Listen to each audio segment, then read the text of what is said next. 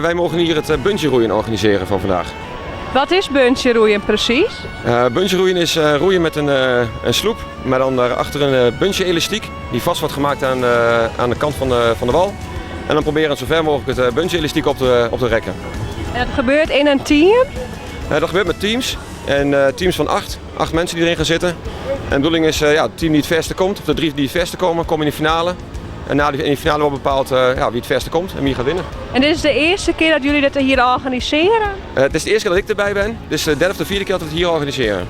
En kunnen jullie ook zien dat er in de loop der jaren ook meer teams meedoen? Ja, dus elk jaar komen er 1 of 2 teams komen er wel bij. Ja. 1, 2, kom op! 3, kom op! Je brengt verder! 4, 5, 6, kom op! 7, kom nog een stukje, kom op! Kom op! Kom op!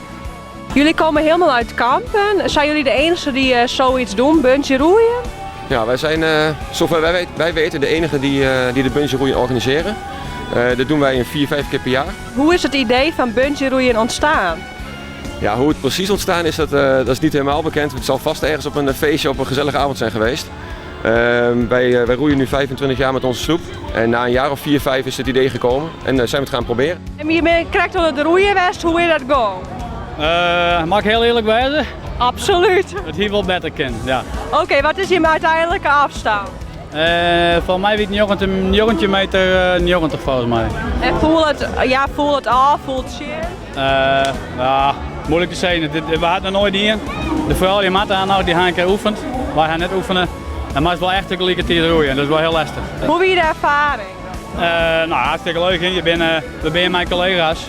Dus tot de weekend ben je aan het werken en nu ben je met z'n allen op een andere manier bezig. Dat weer de insteek echt.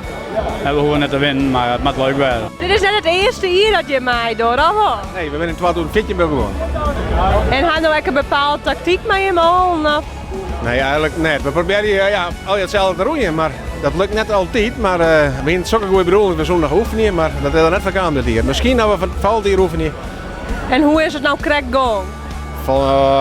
Als ik een goed nadenk, valt mij wel redelijk goed. Ten noten bij trainen, dus het gaat redelijk goed. Het is gewoon hartstikke leuk. Mijn vriendenploegje hebben het bij ons begonnen. En het is gewoon geweldig met z'n allen. En Dokkum is natuurlijk prachtig, dus niks mis mee. Dus je hem de volgende keer zeker weer mee? Volgende keer doen we zeker weer mee.